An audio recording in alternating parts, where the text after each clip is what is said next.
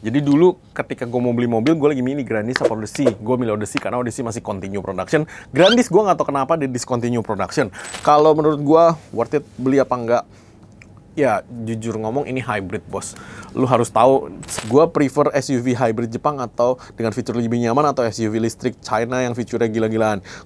Cari bengkel mobil yang tepat, ayo ke Dokter Mobil aja. Jujur, cepat dan juga lengkap, ayo ke Dokter Mobil aja. Kualitas yang terbaik, harga juga bersahabat. Percayalah, di Dokter Mobil pasti beres.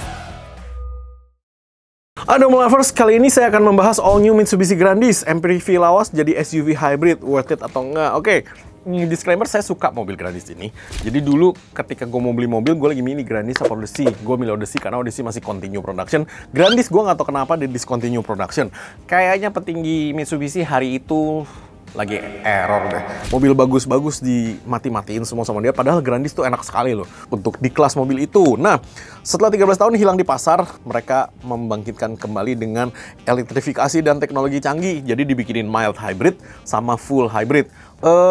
Cuman mereka bekerja sama dengan Renault Symbioz. Jadi mungkin dengan platformnya mereka, cuman dengan engine-nya Mitsubishi. Karena engine-nya ini MyFact. Nah, kalau yang full hybrid 1800 liter, 2 motor listrik. Kalau yang mild hybrid turbo 1300 liter turbo, iyalah.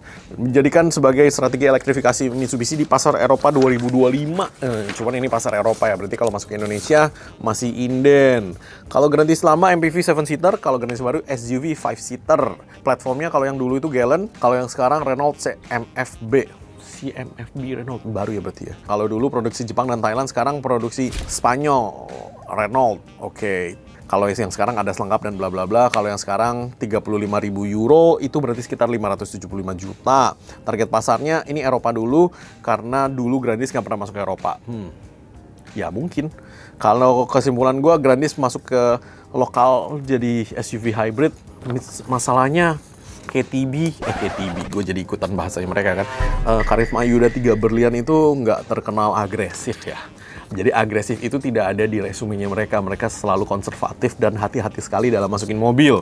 Kalau misalkan expander hybrid aja sudah digadang-gadang dari tahun lalu akan dimasukkan ke Indonesia, sampai dengan hari ini belum ada, di Thailand sudah keluar. Jadi makanya maksudnya yang KTB lakukan di Indonesia itu sangat-sangat konservatif.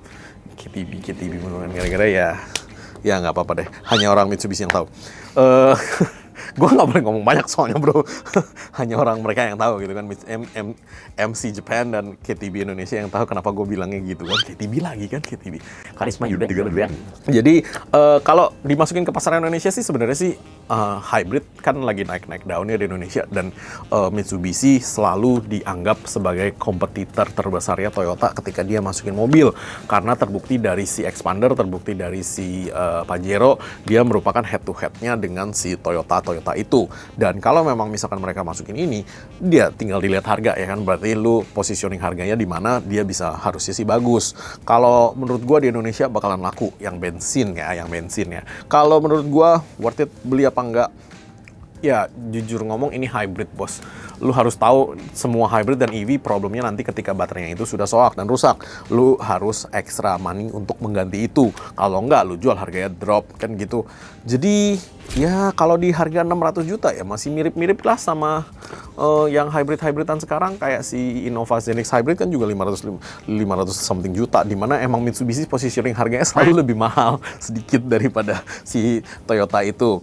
Gue prefer SUV hybrid Jepang atau dengan fitur lebih nyaman, atau SUV listrik China yang fiturnya gila-gilaan. Gue prefer ICE. Karena hybrid dan listrik menurut gue akan susah pada masanya nanti. Di 7 tahun, 8 tahun gue akan harus ganti baterainya itu nanti. Kalau gue lebih pengen mobil jadul yang bagus untuk dibangkitkan kembali atau mobil baru. Oke, kalau gue suruh milih mobil jadul yang dibangkitin kembali, apa ya? Mobil-mobil itulah, mobil-mobil tahun 90 sampai tahun 2000 lah. Mobil-mobil di situ tuh itu di mana Jepang merajai jalanan legend ya.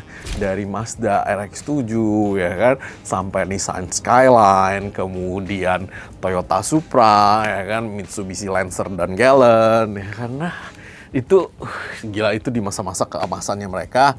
Dan Honda Acura Integra, Honda sih banyak sih bos, nggak usah tanya itu ya.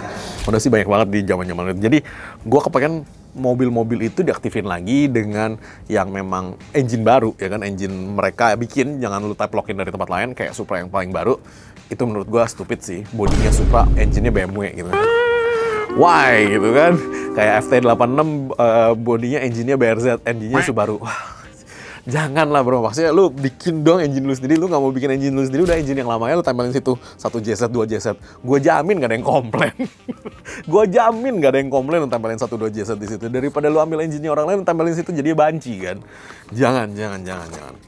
Lancer, nah yang begitulah, kayak yang begitu-begitu diaktifin lagi dengan feature yang baru, of course ya kan, dengan semua teknologi baru, dan itu akan membangkitkan selera anak-anak muda untuk beli lagi gitu loh. Jadi karena emang itu mobil tuh yang gue bilang ada soul-nya, ada nyawanya dari mesin-mesin itu tuh bener-bener yang bikin merinding gitu kan. Lu kalau liatin itu lagi di atas dyno, waduh gila, itu gue sih ngeliatinnya bisa merinding kan.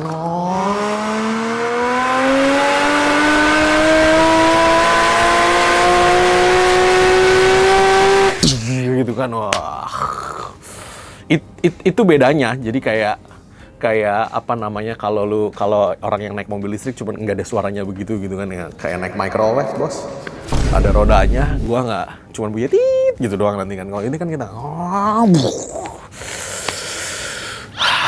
itu yang kita cari. Gua lagi nggak sabar nih nungguin Galen gua nih. Lagi abis ganti knalpot, abis digedein knalpotnya, lagi pasang ECU baru. Jadi gue mau tahu nih nanti abis ini kita dyno, gue mau tahu tembus gak ya wheel horsepower-nya, on wheel-nya dapat 400 gak ya. Kalau dapat sih Harun siap-siap duduk di bagasi.